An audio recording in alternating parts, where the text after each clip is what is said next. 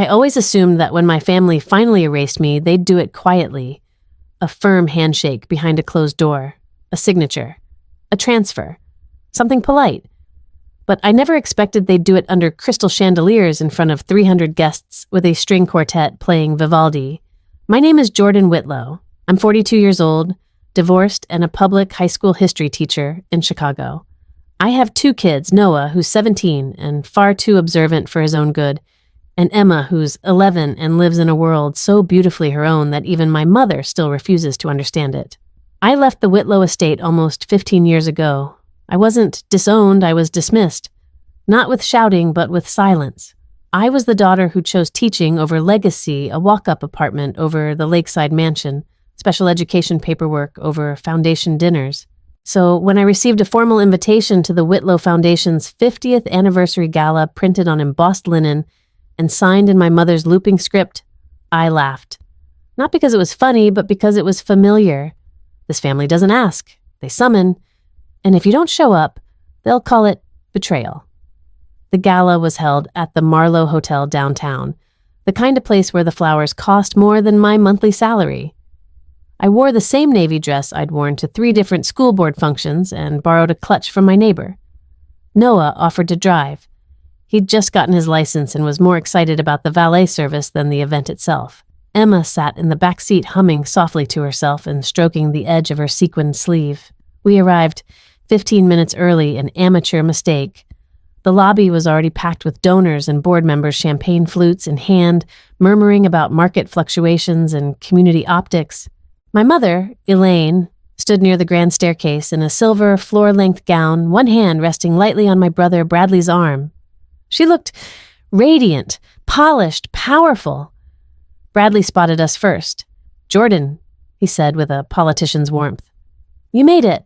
He kissed my cheek like we hadn't spent the last decade avoiding each other's calls. "Wouldn't miss it," I replied, adjusting Emma's hairband and smoothing down her skirt. My mother gave me a once-over. "You look comfortable," she said. "And, Emma, what a lovely little dress. You know I had that made in 2 sizes just in case she wanted options." I smiled tightly. "This one's her favorite. And Noah," she continued, turning to my son, "looking more and more like your grandfather every day." She kissed his cheek and whispered something I didn't catch. He nodded, but his eyes flicked toward me. Inside the ballroom, everything gleamed. The tables were draped in ivory, the floral arrangements taller than my shoulders. A jazz trio played near the back wall while servers floated past with trays of hors d'oeuvres. Our place cards were tucked near the edge of the room, table 18, next to a column. From here, we couldn't even see the stage. Bradley, of course, was seated at the head table. Emma settled into her seat and began tracing the edge of her plate with one finger. I reached into my bag for her fidget stone, passing it to her without a word. She took it, pressing it to her palm with the kind of gratefulness only she could express without speaking. Noah sat quietly beside me, scanning the room. Then, out of nowhere, he leaned in. "Mom," he said under his breath, "I think they're going to do it tonight." I blinked. "Do what?" He kept his eyes forward. "Take everything, the house, the shares, all of it." I laughed too sharply. "Noah, what are you talking about? I saw a folder in Grandma's study last week when I was helping her scan photos for the slideshow." I turned to face him fully. "You shouldn't have been looking at her files." I wasn't. It was open, on the desk. Your name was on it, but crossed out. It said, "Transferred to Bradley and future spouse held in trust." My stomach went cold. That must have been something else. He shook his head. It had the title, "Revised Asset Realignment Legacy Properties," and a photo of the lake house. I recognized the fountain. I sat back, trying to steady my breath. The lake house. The one my father built with his own hands. The one he promised would be mine years ago when he still believed I belonged in this family. It was the last place I felt like his daughter. If that was gone, the lights dimmed, conversation hushed. On stage, the MC smiled broadly and tapped the microphone. "Good evening, everyone. On behalf of the Whitlow Foundation, welcome to this incredible milestone, 50 years of philanthropy, impact, and legacy. Tonight is not only a celebration of the past, but of what comes next. Beside me, Noah tensed. He gripped my hand under the table. "They're going to announce it," he whispered. "Announce what I don't know. But they've been planning this for a while." I heard Uncle Bradley rehearsing a speech, something about streamlining the family vision and transitioning key assets into leadership hands. I looked toward the front. My mother was adjusting her necklace. Bradley smiled as if he'd already won something. Emma stirred beside me, her fingers tapping faster on her stone. She could feel the change in the air, too. The MC continued. "And now, to speak on behalf of the Whitlow family, Elaine Whitlow and her son, Bradley." Applause, spotlights. And suddenly, I understood. This wasn't just a gala. It was a theater, a stage, and I wasn't just forgotten I was being replaced. As my mother stepped up to the microphone, my son leaned in one last time, his voice almost a whisper. "Mom, I think this is it." And in that moment, with crystal lights gleaming above and my children on either side of me, I realized I hadn't been invited to celebrate a legacy. I'd been brought here to witness my own erasure. There was always an order in our family, not written down, not spoken out loud, but understood like gravity. Bradley was the firstborn and, therefore, the future. I was the second, the middle, the one who made good grades but asked too many questions. And my younger sister, Lydia, was the wild card who escaped early, married an art dealer in Portland, and sent postcards instead of explanations. From the outside, the Whitlows looked like a family pulled straight from a magazine cover legacy. Real estate empire, country club, holidays, polished Christmas cards with matching outfits. But inside, everything was performance. You smiled at donors, even when your feet hurt. You wore pearls, not opinions. You married someone with assets, not attitude. And above all, you protected the family name. I learned that early. As a kid, I didn't dream of ballrooms or boardrooms. I spent my afternoons at the local library with a backpack full of notebooks and an obsession with American history. I loved the mess of it, the contradictions, the revolutions, the quiet courage in the footnotes. I'd come home at dusk, dusty and flushed, eager to share what I'd read, only to be met with a glance from my mother that meant I'd tracked in mud or forgotten to button my collar. Elaine Whitlow didn't believe in passion. She believed in polish. She'd grown up poor in Vermont and married my father not just for love, but for possibility. She reshaped herself for every event, every investor, lunch, every silent auction. She once told me that being a woman meant knowing when to be present and when to disappear. My father, Richard, was different. Not soft, not sentimental, but he had a kind of quiet decency. He built the first Whitlow buildings with his own hands back before there were lawyers and equity partners. When I was 13, he found me reading biographies in the attic and gave me a battered copy of Profiles in Courage. He didn't say much, just handed it to me with a nod. That was his way. He never interfered when Elaine pushed, never stopped her from enrolling me in junior cotillion or pressuring me to lose 5 pounds before the winter banquet. But sometimes if she pushed too hard, he'd knock on my door afterward and ask if I wanted to help with something in the garage. I never said no. Bradley never needed that kind of rescue. He fit the mold, effortlessly blonde, tall, confident. He gave speeches in high school that made my mother tear up, ran varsity track, dated the daughter of a state senator. While I spent senior year organizing a coat drive for low-income students, Bradley was preparing his application to Yale and planning how he'd one day take over the Whitlow Group. At family dinners, he was served first. When he crashed his car at 17, my parents framed it as a learning opportunity. When I got a B in calculus, it was a character flaw. Bradley got promotions, I got life lectures. Still, I tried. I went to a respectable college. I majored in history, Elaine called it, adorably academic, and graduated early. I married a man they approved of, at least on paper. Preston Hunt came from a banking family and wore 3-piece suits to Sunday brunch. He was charming and ruthless in equal measure. My mother adored him. But something shifted after our wedding. Preston didn't care about me, he cared about my last name, and my mother didn't care that he belittled my job offers or pressured me not to work or corrected me in public. She called it ambition. When I told her I wasn't happy that the marriage was hollow, she said, "You don't walk away from security, Jordan. Not unless you're ready to be very alone." I walked anyway. Emma was 2. Noah was 8.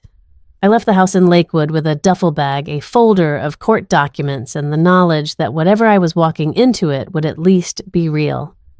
I moved back to Chicago, got a substitute teaching license, and worked nights until I landed a full-time history position at a public high school on the west side. It wasn't glamorous, but it was mine. Elaine didn't come to the custody hearing. Bradley never called. For years, the only contact I had with my family came in the form of polite Christmas cards and the occasional check for the children always signed in my mother's looping hand.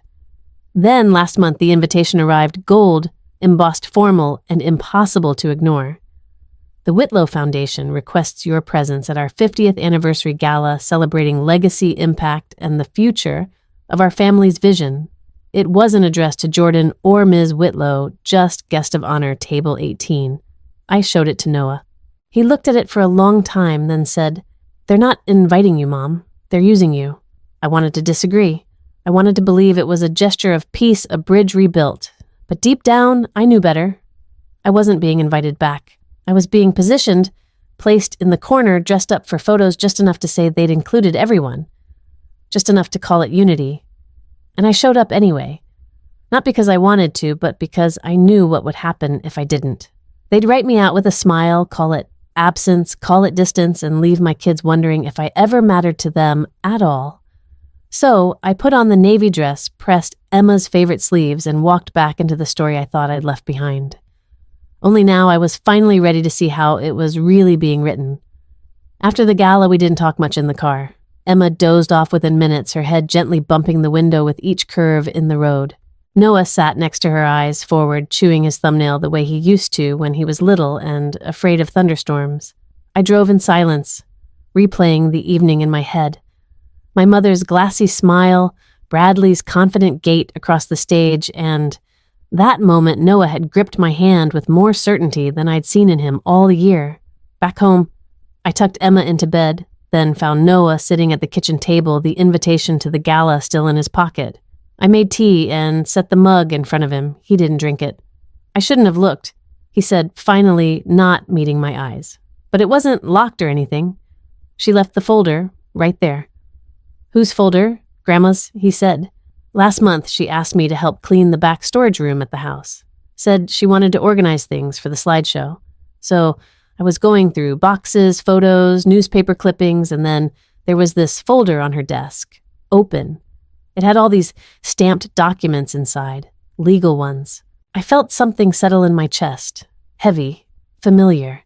"I saw your name," Noah continued. "It was typed in this one section, under primary distribution. But someone had drawn a thick line through it, red ink, like a teacher grading a test." My stomach turned. What did it say instead? He glanced up at me. It said, "Bradley Whitlow and future spouse in perpetuity, the lake house." I didn't say it out loud, but that was the first thought that came to mind. There had only ever been one property in the family that Richard had spoken of as something to be passed down with meaning. The old craftsman house on Lake Bellman, where we used to spend summers catching frogs and lighting sparklers on the dock. The garden I helped him build when I was 12. The attic he converted into a writing space.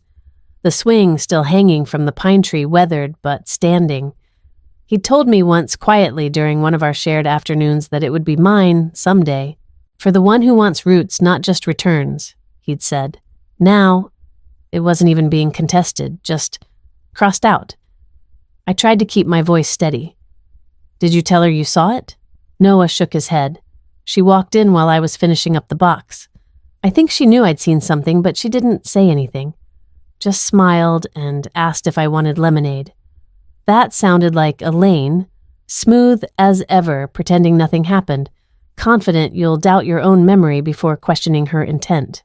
I looked at the clock, 10:47 p.m. I hadn't spoken to anyone from my father's legal circle in years, not since the week after his funeral, when everything felt rushed and numb.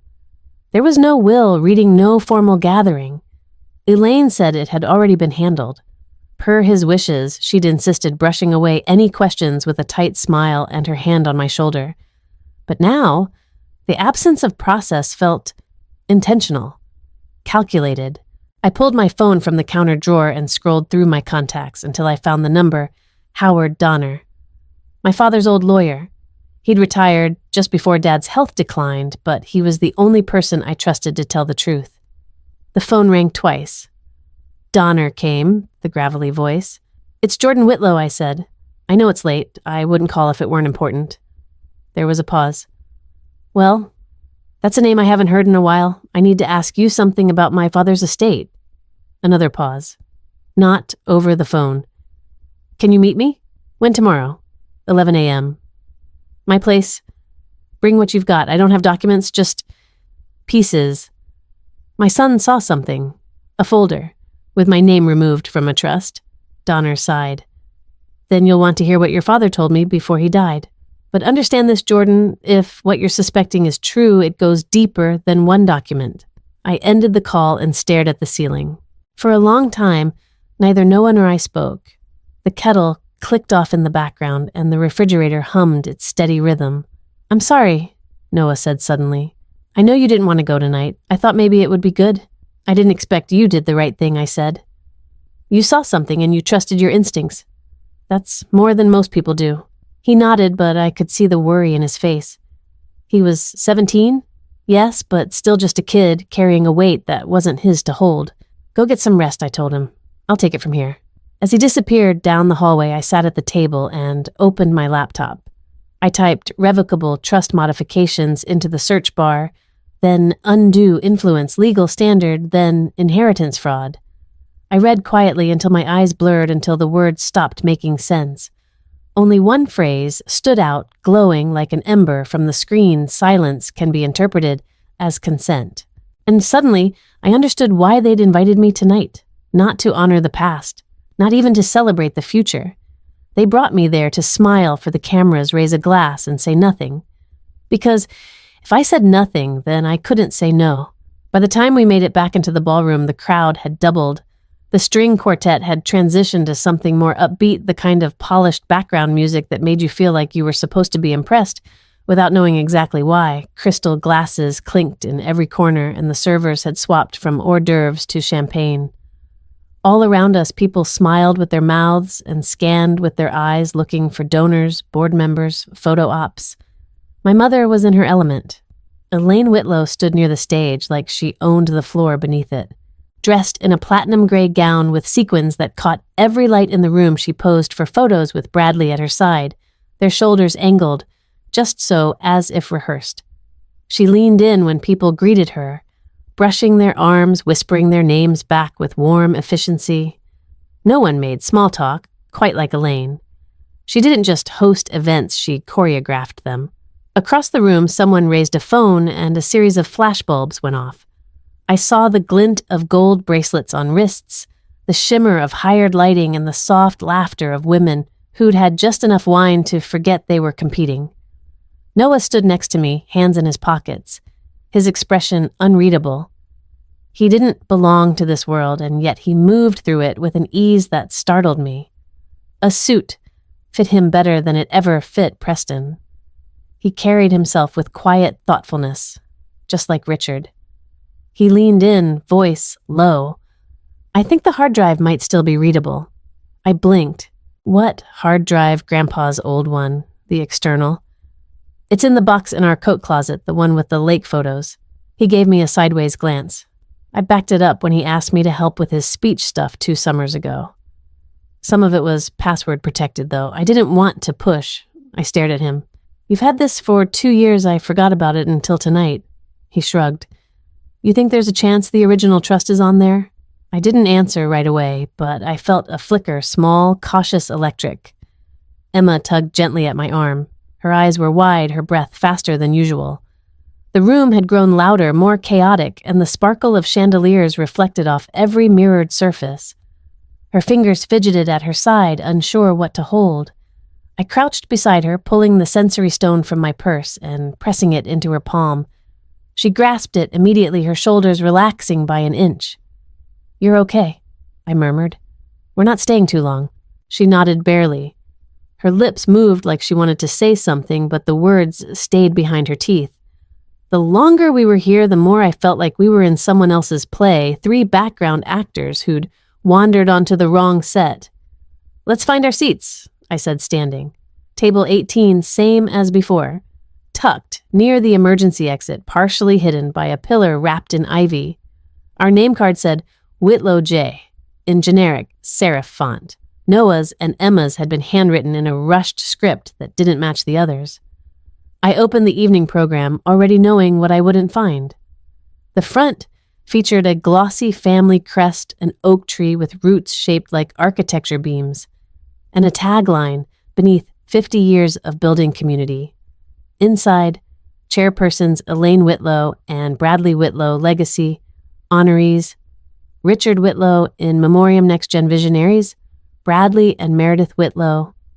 There was no mention of me, no mention of Emma. Noah's name didn't appear either, not even under Youth Impact Ambassadors, which included Bradley's stepdaughter from Meredith's first marriage, a girl Noah once helped with math tutoring. I flipped to the slideshow section. Photos were organized by decade. The 70s, my parents in bell-bottoms, Richard holding baby Bradley. The 80s, ribbon cuttings, investment summits. The 90s, family holidays, big hair, milestone birthdays. I wasn't in any of them. No first day of school shots, no lake house garden photos, not even the formal ones I knew had been taken. It was as if I had been gently photoshopped out of existence. I sat still, hands folded, while the slideshow looped on screens across the room. Elaine watched from the head table, her posture graceful, her expression serene. When she caught my eye, she lifted her glass and smiled. I didn't smile back. A few minutes later, she approached our table, trailing the scent of roses and status. "Jordan," she said sweetly, placing a manicured hand on my shoulder. "You haven't said a word all evening. Is everything all right?" Emma had tucked her head against my side, the stone clenched in her fist. Noah stared straight ahead. "I was just admiring the slideshow," I said. Elaine tilted her head. "Lovely, wasn't it?" Bradley's wife curated it. "She's very good at that sort of thing." "Visual storytelling," I noticed I said. "Very selective, very tidy." She laughed softly as if I'd made a charming joke. "You always had such a sharp tongue. It's part of your charm in a way." I didn't see Emma or myself in any of it, I added. Elaine's smile didn't falter. "Oh, darling, don't make this emotional. You chose a different path. This evening is about continuity, about celebrating what the family has built. That's business." I looked down at my daughter, whose name had never appeared in a single press release. My son, whose birth was never mentioned in the glossy donor magazines. I looked back at my mother. "And what exactly," I asked, "do you think I've been building?" Elaine pulled back her hand and adjusted her bracelet. "You're not being fair." "No," I said. "I'm being accurate." She blinked, then gave me that look, the one that meant, "Don't embarrass yourself. Don't make this harder than it needs to be." The look that had once made me shrink. But not tonight. Not anymore. The lights dimmed and the room quieted with the efficiency of a well-trained machine.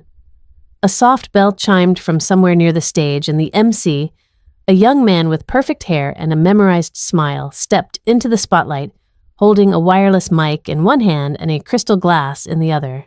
"Ladies and gentlemen," he said with a practiced warmth, "if I may have your attention. While tonight is a celebration of the past 50 years, the Whitlow Foundation would also like to share something special, an announcement that looks boldly toward the next 50. It is my honor to introduce a new chapter in the Whitlow family's legacy." I froze. This wasn't in the program. There had been no mention of announcements during the planning calls, no hints from the brief email exchange about event logistics. I'd asked carefully what the evening would include. My mother's reply had been vague dinner dancing and a few words of gratitude. Nothing formal. I should have known better. I looked toward the head table. Elaine had already risen from her seat. Bradley stood beside her, buttoning his jacket with that effortless self-assurance he wore like cologne. Meredith, his wife, dabbed at her lips with a linen napkin, then leaned toward their youngest daughter to whisper something with a smile. A stagehand handed Bradley a clicker, and just like that, it began. Elaine took the microphone first. "Thank you all so much for being here tonight," she said, her voice amplified across the room, full of poise. As many of you know, the Whitlow Foundation was born from Richard's vision, not just to build buildings, but to build opportunity, community, and continuity. She glanced at the slideshow behind her. A photograph of my father flashed onto the screen. Young, confident, covered in dust and sweat from one of his first builds. The room applauded, murmurs of fond recognition rippling through the crowd. But a vision is only as strong as its future, she continued. And tonight it is with profound pride that I share how we're honoring that future. I felt my hands go still in my lap. The clinking of silverware had stopped. Even Emma, who had been gently rocking, sat frozen against my side. Bradley stepped forward. Beginning this quarter, the Whitlow family will be transitioning several of its key properties, including the Lake Bellman Estate, the Prescott Commercial Block, and the Whitlow Midtown offices, into the stewardship of the Whitlow Legacy Initiative, a nonprofit trust formed in my father's name. A slide appeared, Whitlow Legacy Initiative, in a modern serif font.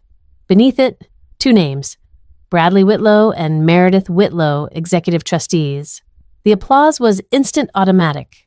Donors at nearby tables nodded approvingly. A man in a tux leaned toward his wife and whispered, "Smart move, keeps everything in the family and away from tax headaches." My ears rang. Noah, seated to my right, was already pulling out his phone. I barely noticed until the faint ping of an airdrop registered on mine. I glanced down. He had sent me a file labeled Rehearsal M4A. I pressed play under the table, just loud enough to hear through the speaker. Elaine's voice. "You'll say the part about stewardship, then I'll jump in with the emotional bit. Don't forget to mention how your daughters represent the next generation." That lands well. "Bradley, what about Jordan?" "Elaine Jordan made her choices, darling. This isn't exclusion, it's clarity." I stopped the recording. My chest tightened with something between rage and heartbreak. This wasn't a spontaneous gesture of tribute. This was a staged erasure, and they'd brought us here not to include us, but to neutralize us. To smile for the cameras, sip the wine, and nod like we understood our role. I scanned the crowd. Every face turned toward the stage. Every smile aimed at Bradley. No one looked our way.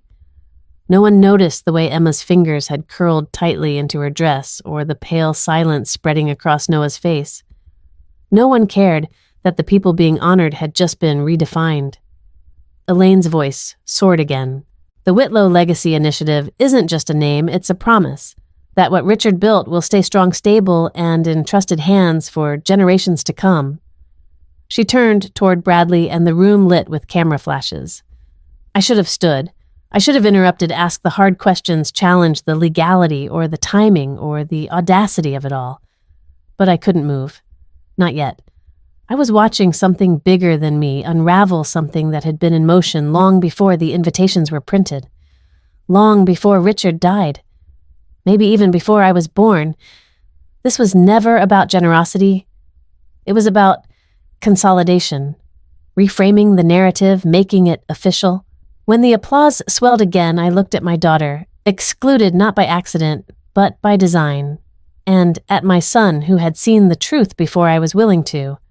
And then, finally, I looked at my mother.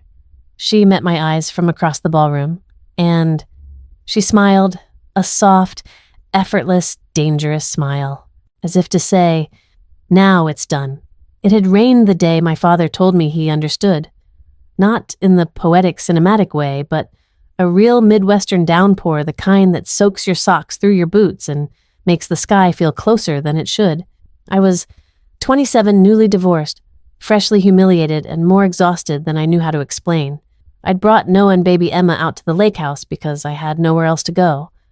No one else had answered the phone, except him. I was standing on the porch with a towel around my shoulders, watching the water beat on the railing.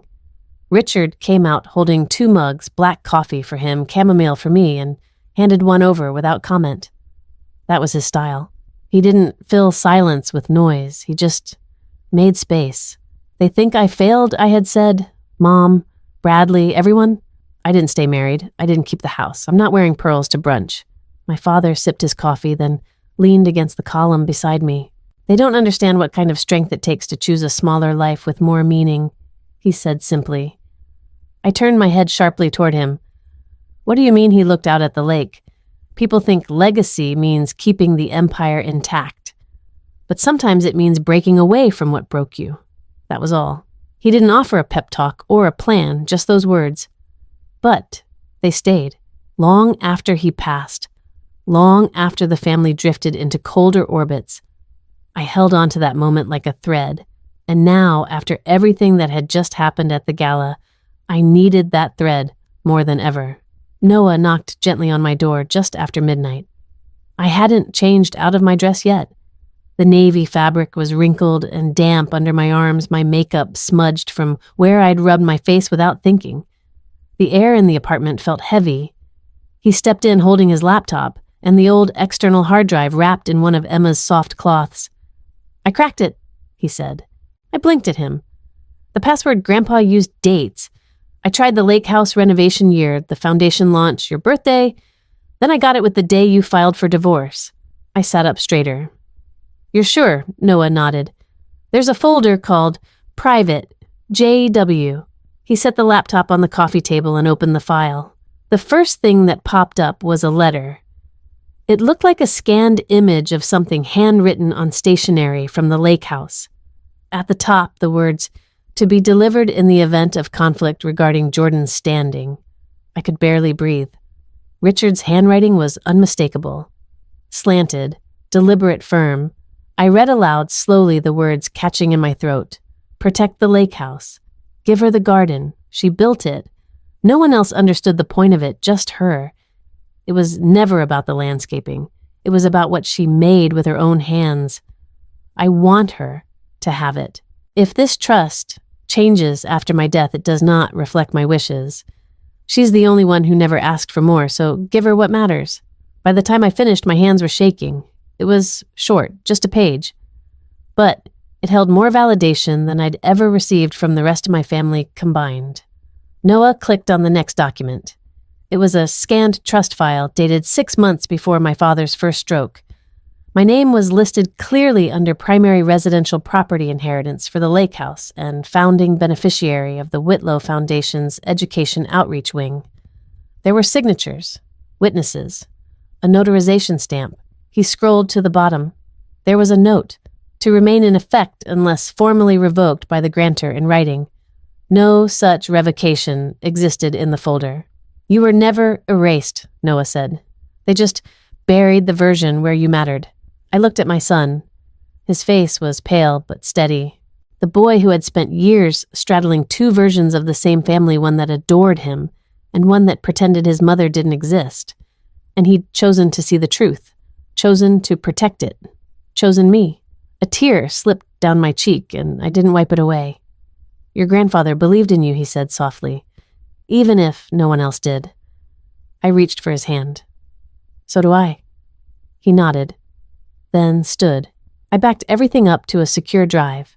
I'm not great at legal stuff, but I figured someone might be. He left me alone in the living room, the laptop still glowing.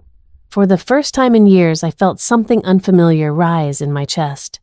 Not anger, not grief, something quieter, something solid. I was no longer the daughter who had been erased. I was the one he trusted to fight back. I met Lana Beck on a Monday morning so cold the wind stung like judgment.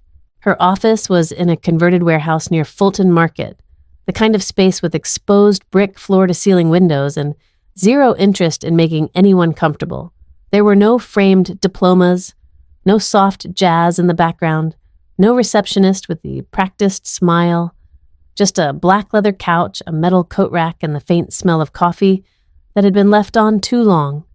She walked in 3 minutes late carrying a tablet and a reusable water bottle that looked like it had survived a war. She didn't apologize, didn't shake my hand. She just looked at me, really looked, and said, "Jordan Whitlow, teacher, divorced, daughter of Richard Whitlow, sister to Bradley.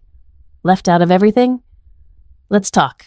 Lana Beck had the energy of someone who had sued 100 men who thought they were untouchable and won 75 times. She was in her late 40s, maybe early 50s. Black stylish in a sharp, deliberate way, pressed trousers, tailored wool coat, no-nonsense flats. Her lipstick was matte and perfectly applied. Her eyes missed nothing. I assume you're not here for a consult, she said, sitting down and unlocking her tablet. People with your last name don't ask questions unless they've already seen something they can't ignore. I pulled out the scanned trust document and my father's letter. She skimmed them with the speed of someone who's read 1,000 like them and knew exactly which parts mattered. You have originals, she asked. Not yet. Only these digital copies. My son found them on a drive my father left behind. She nodded once. How old is he, 17? She smirked. Smart kid. She leaned back in her chair. All right, here's the short version. If that trust was revised after your father's first stroke, and especially if he was already in cognitive decline, those changes may be legally void. The courts take mental capacity very seriously when it comes to estate instruments. If we can show he lacked sound mind or was under undue influence, the modifications can be thrown out. My heart beat a little faster. And what about the announcement at the gala? The so-called transfer, Lana snorted. That it was theater, optics. It has no legal standing unless you let it. If you don't challenge it, it creates an appearance of consensus. And appearance, she said, tapping her tablet, is how families like yours win. Not with truth, with control of the story. I exhaled slowly. So what do I do? You do 3 things. First, we preserve the evidence. Everything scans recordings, emails, metadata. Chain of custody matters. Second, we file a notice of intent to contest any trust revisions. That'll freeze asset movement until a judge reviews the case. And third, she looked up, we decide what kind of woman you're ready to become. I blinked. What Lana stood walked to the whiteboard behind her and drew a triangle with 3 words. Truth.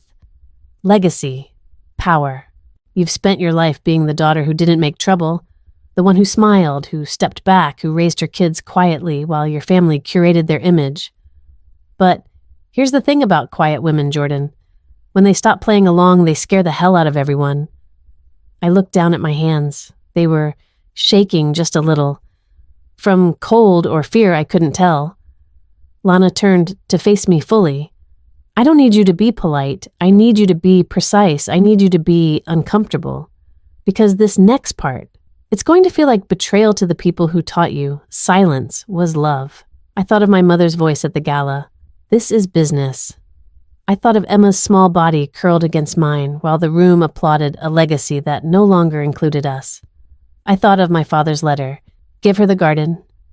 She built it. I'm ready, I said, quietly. Lana raised one brow. Let me ask that again. Are you ready to be the woman your daughter needs, even if it means becoming the woman your mother fears? The words landed like a stone in my chest. Heavy, permanent. Yes, I said. I am. Good, Lana said, returning to her seat. Then let's begin. And just like that, the justice part started. No tears, no apologies, just strategy, just facts. Because somewhere buried beneath signatures and red ink and years of practiced omission was the truth. And I was done, letting someone else tell it. By Saturday morning, the apartment was too quiet. Emma was spending the weekend at Olivia's, her first solo sleepover, complete with color-coded fidget toys and a blanket fort. Noah had driven out to Milwaukee with a few classmates for a robotics meet. Before he left, he placed a hand on my shoulder and said, You don't have to do everything alone anymore. He was 17, going on 40. Now, the place echoed with the low hum of my laptop, the clink of Lana stirring her 3rd cup of coffee and the occasional scratch of her pen across a legal pad. Her coat was draped over the arm of my couch, her boots lined up like soldiers by the door. She'd invited herself over, claiming digital forensics doesn't sleep, and within 20 minutes had set up a workspace that looked more like a tactical command center than a kitchen table. I watched her scroll through a cloned backup folder on the external drive Noah had salvaged. She clicked with the intensity of someone who didn't waste energy on second-guessing. Every document she flagged got dropped into a secure folder titled Potential Ammunition. Your father kept meticulous backups, she muttered. Paranoid or brilliant, probably both. She paused on a series of subfolders marked Backup Foundation Legal. Inside, contracts, board memos, scanned meeting notes, even call logs. But it was the email cache that stopped her cold. She opened one titled RE Revised Trust Language Confidential. The sender, Elaine. Whitlow, whitlowgroup.org. The recipient, C. Gregory, calderandgregorylaw.com. The timestamp 3 weeks after Richard's first stroke. Lana read it aloud, her voice low and clipped. Richard continues to resist formal transition. We need to ensure a streamlined legacy process should his health deteriorate further. Jordan's involvement poses a risk to our PR integrity. Her past decisions, divorce, career pivot. It's all inconsistent with the Whitlow image. Bradley and Meredith are aligned with our vision. Let's prioritize accordingly.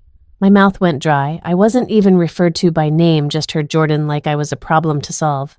She clicked again. Another memo this time from Bradley marked internal planning, not for distribution.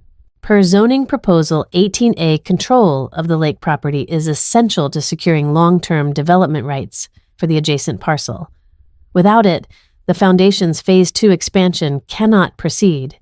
Need a lane to ensure full consolidation before probate window closes. I stared at the screen. They needed the lake house. For leverage, Lana said. It borders city land that's in early stage review. If they get zoning rights, they can repurpose the entire East End. Build luxury, legacy housing around a Foundation-branded campus. You're not just a family embarrassment to them, you're a logistical threat. The betrayal had always felt personal, emotional. A mother's cold shoulder, a brother's silent nod. But now, it snapped into focus like a lens had finally been cleared. This wasn't just about me raising Emma outside the family spotlight or walking away from my marriage or teaching instead of fundraising. This was about land, about permits, about wealth consolidation cloaked in sentiment. They dressed it up as legacy, I whispered, but it was a land grab. Lana nodded. They're using family vision to mask estate restructuring. It's cleaner that way, no shareholder scrutiny, no messy headlines. If you hadn't dug into the files, they could have rewritten history and passed it off as stewardship. I sat back the kitchen chair, suddenly too small. I'd spent years believing I'd simply disappointed them by choosing meaning over money, purpose over performance. But the truth was worse. I hadn't been discarded for failing their standards. I'd been pushed out to make room for something far more profitable. They knew, I said slowly. They knew Dad would never sign off on this while he was well. So they waited, or helped it along, Lena said, not unkindly. I looked at her. You think they pressured him? I think they didn't have to. Stroke recovery is confusing. People get tired. They agree to things because someone says it's temporary, because it's family, because they're told, don't worry, we'll take care of her. She met my gaze. You wouldn't believe how many legacy cases start with a well-meaning lie. I closed the laptop. My head throbbed with questions, legal, ethical, emotional. But one answer had crystallized. This was never just about my name being left out of a slideshow. This was war over who got to define what Richard Whitlow left behind, and I wasn't done fighting. The elevator ride to the top floor of Whitlow Tower was silent, except for the soft hum of the motor and the click of Lana's heels against the marble. I could see our reflection in the mirrored walls, her expression unreadable, mine tight around the eyes. She held a slim leather folio under one arm. Inside it were years of silence folded and collated. Truth, finally ready to speak. When the doors opened, we were met by Bradley's assistant, a man barely out of college who looked like he hadn't yet learned what not to say to powerful people. He gestured toward the glass conference room. They're expecting you. Elaine sat at the head of the table, spine-straight scarf perfectly arranged at her collarbone. Bradley stood near the window back, half-turned, hands in his pockets, as if he were gazing out over his empire and not just the overpriced parking structure across the street. They didn't stand. They didn't smile, Jordan Elaine said coolly. You should have called. This is irregular. Lena closed the door behind us and took her seat without acknowledging the comment.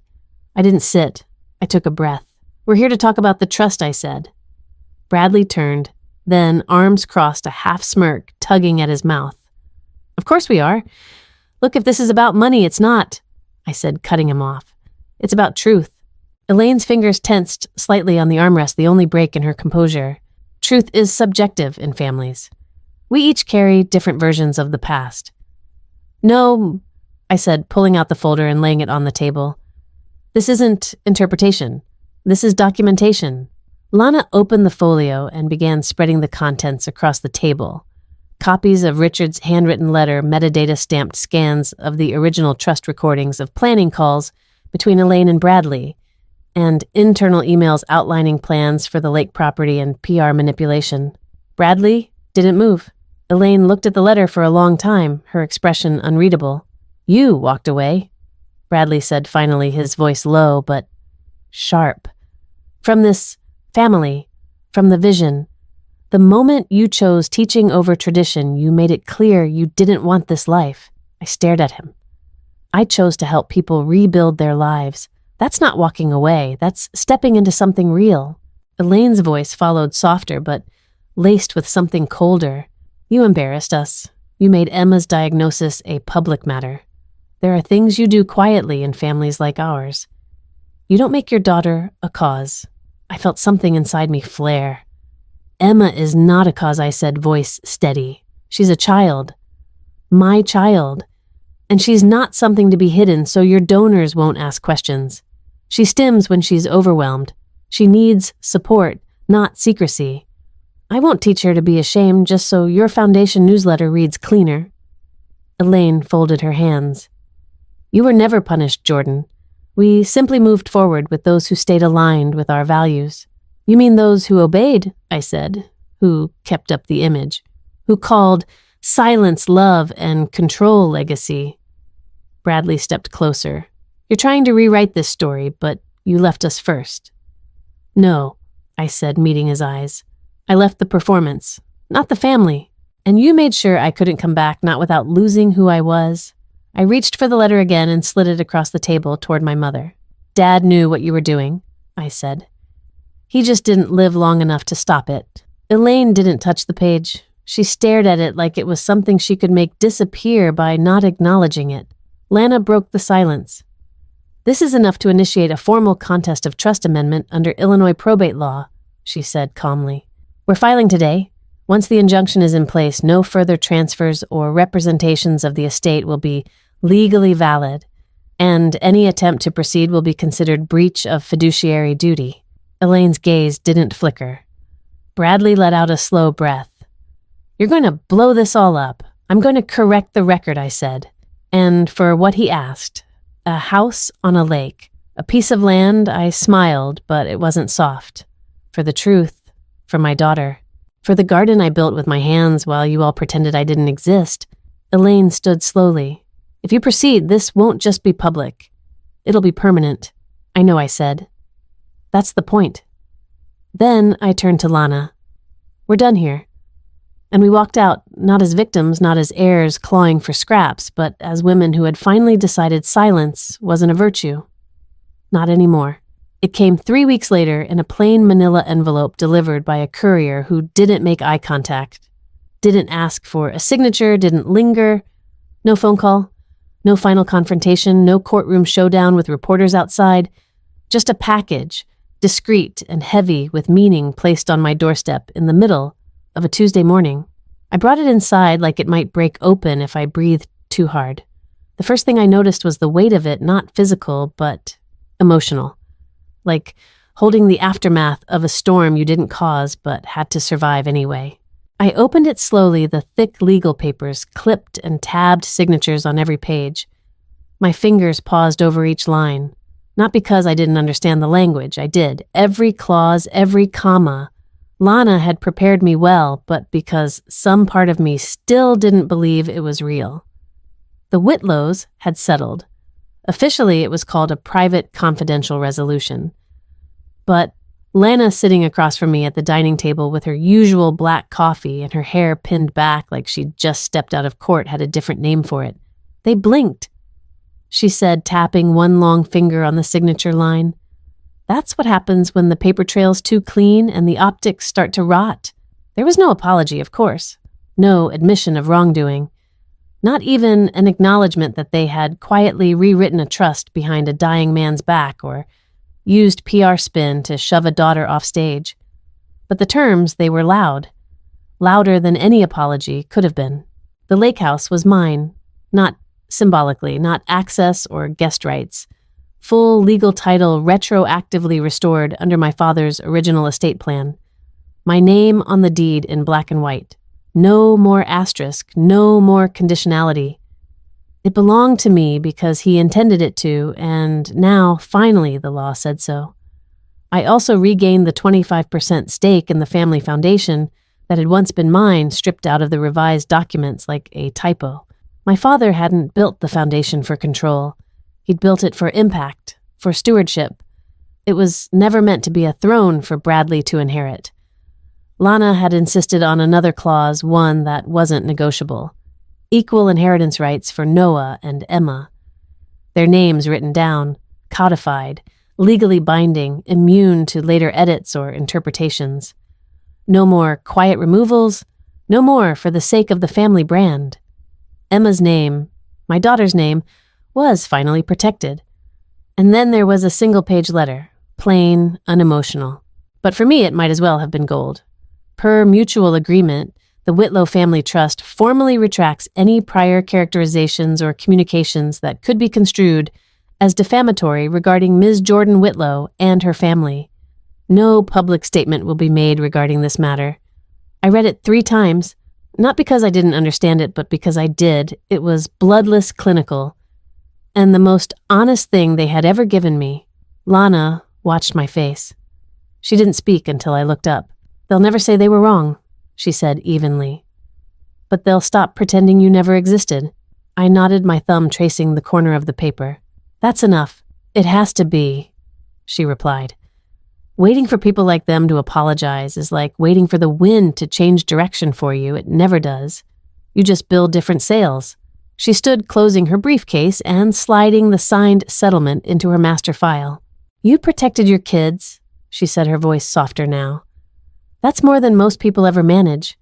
If you ask me, that's the kind of legacy worth fighting for." She didn't offer a hug, that wasn't her style. But she gave me a single nod as she turned toward the door. Half respect, half quiet approval, and in Lana Beck's world, that was a standing ovation. After she left, I sat at the table for a long time. Not thinking, not planning, just breathing. I held the deed in my hand again. Not because I needed the legal weight, but because I wanted to see the name printed at the top. Jordan Whitlow. Not omitted, not edited out, not followed by entrust to Bradley and spouse in perpetuity. No qualifiers, no conditions. Just me. That night, I told Emma first. She was curled up on the couch legs tucked under her favorite weighted blanket, watching a science cartoon with the captions on. I sat beside her and said gently, "The lake house is ours now." Officially, she looked up with those steady, thoughtful eyes of hers and tilted her head. "Can we plant more butterfly bushes?" I smiled. "As many as you want." She nodded with quiet satisfaction and turned back to her show. Her world didn't revolve around deeds or trusts. She didn't care about legacy or inheritance. She cared about safety, about spaces that didn't ask her to change, about gardens and lakes and rooms where she never had to apologize for being herself. Now, she had one. When Noah got home from his internship that weekend, I sat him down and told him everything. The full scope, the finality of it.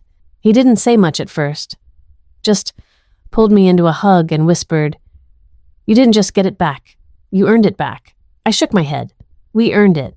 He nodded, and I could see it in his face, relief, pride, maybe even a kind of peace. The kind that only comes when something that's been cracked finally fits together again, even if the seam still shows. And that night, for the first time in years, I slept without dreaming of being erased. Because I wasn't. Not anymore. The weeds had grown tall around the stone path. Creeping vines had swallowed the garden arch. The lavender bushes, once trimmed with quiet precision by my father's hands, were now wild and leggy, stretching in every direction like they'd been waiting for someone to remember they were there. I bent down, gloved hands already smeared with soil, and began the slow process of bringing it all back. It had been Richard's favorite place, not the boardroom, not the banquet hall, not the glossy photographs in the annual report.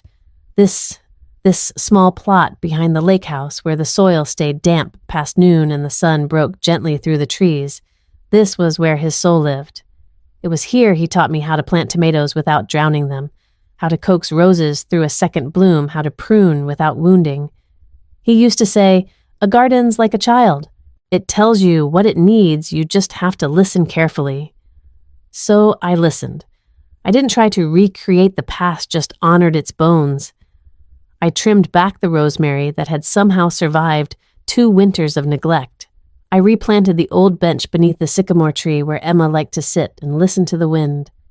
And I added a new swing just for her, low to the ground with soft braided ropes that wouldn't burn her hands. She liked to rock in the evenings, humming softly while the lake caught the light and danced. The lake house no longer felt like a place we'd been forced to reclaim. It was something different now, rerouted, realigned. The guest wing of the house had always been quiet, rooms with beds that hadn't been slept in for years, closets that still smelled faintly of cedar, and a past that had long since stopped fitting. But now it had purpose. I partnered with a local education nonprofit and opened a small summer learning program for neurodivergent students. We kept it gentle and adaptable, sensory-friendly spaces, flexible learning modules, soft lamps, calming textures, shelves lined with weighted blankets, beanbags, and storytime corners. Word spread faster than I expected. By June, we had a wait list. By mid-July, we had to cap enrollment. Emma thrived there. Not because she was accommodated, because she was understood. She helped design the daily visual schedule, introduced shy kids to the calm down corner, even created a sticker reward system that became an instant favorite. She still didn't like loud clapping, but she beamed when the other kids started giving each other quiet applause with jazz hands. They learned that from her. That was her legacy starting right there. One afternoon, I found her sitting on the porch steps, notebook in her lap, legs crossed, eyes fixed on the water. She looked up at me and said, "It doesn't feel like we're visitors anymore." I swallowed hard. We're not. Noah came home from his internship that weekend, lanky and sunburnt, lugging a canvas laptop bag and trailing a mess of cords behind him. There was something different in his posture. Not pride, exactly, something quieter, deeper. He handed me a printed copy of his college essay, already submitted. The title made my breath catch. The night I watched my mother stop being afraid. It was simple, honest. He wrote about the Gala, about watching me shrink in real time as my name and my child disappeared from slides. About the moment he realized people could erase you with a microphone if you let them. He wrote about Lana, about how I sat at the kitchen table the next morning and quietly said, "We're not going to be invisible anymore." He ended with this. That night, I learned what power really looks like. It's quiet. It's not about taking control. It's about reclaiming the truth and refusing to shrink. I cried. He let me. And then he just sat with me. We didn't need to say much. That July, I drove out to the small cemetery near St. Edmund's Church where Richard had been laid to rest. No press, no suit. Just me, a mason jar of wildflowers and the sound of gravel crunching beneath my shoes. The breeze smelled faintly of lake water and clover. His headstone was simple, just his name, his years, and the line I had once suggested for his memorial back when no one was listening. Rooted in kindness. Known by few, loved by all. I knelt beside it, brushing away some fallen petals and bits of leaves. The stone was warm from the sun. "I did what you asked," I whispered. "You told me to grow where I was planted." I did. And when they tried to dig it all up, I held on. The wind moved through the trees above, and for a moment I could smell rosemary. Fresh cut grass, like summers before legacy became a weapon. "I wish you could see Emma now," I added softly. "She's exactly who she's supposed to be, and she knows it. And Noah's going to be just fine."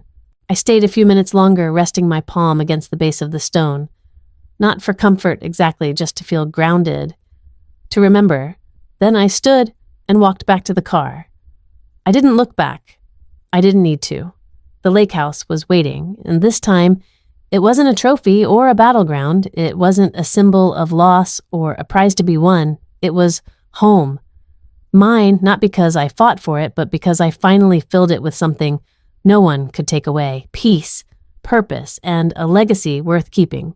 If you're still listening, thank you. Maybe you started this story out of curiosity. Maybe someone sent it to you with a quiet, "This reminded me of you," or maybe you were just scrolling and something about the word erased caught your breath. I get it.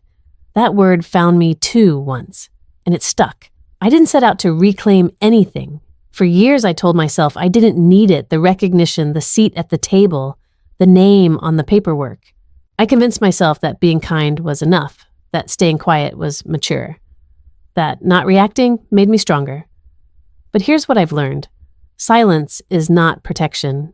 It's just delay. And erasure doesn't always come with slamming doors or dramatic scenes. Sometimes it's soft, polite. Sometimes it looks like being left out of a slideshow, or hearing your child referred to as complicated in a hallway whisper, or watching your name disappear from documents you helped create. Sometimes erasure sounds like, she just went a different direction. She's not really involved anymore. She chose a smaller life. And for a long time, I nodded along, smiled, let it slide. Because I didn't want to be difficult. I didn't want to upset anyone. But here's the truth. Peace built on pretending isn't peace. It's just performance. It took my son, my quiet, perceptive Noah, to show me that. He watched them rewrite our family history in real time and had the courage to say, "This isn't right." He never yelled. He just knew. And he recorded the moment that changed everything. It took my daughter, my brilliant neurodivergent Emma, to remind me what love looks like without performance. She didn't need a perfect house or the right last name on a Gala program. She just needed a place where she could rock back and forth without shame, where her voice, however soft, was heard. And it took me finally to stand up, not for revenge, not to win, but to protect what mattered. Family is not just who you share blood with, it's who shows up. It's who protects your name when you're too tired or too scared to do it yourself. My father understood that. Quietly, without fanfare, he never yelled over the noise. He just planted seeds, literally and figuratively, and trusted that one day I'd grow into the kind of woman who didn't wait for permission. I did.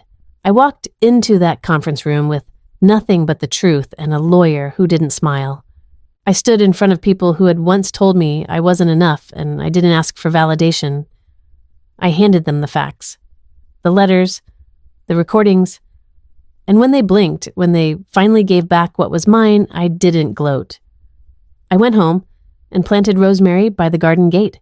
Now my daughter learns in a classroom built for kids like her. My son writes essays about strength that doesn't need to roar. And I sleep at night knowing I didn't just survive my family's story.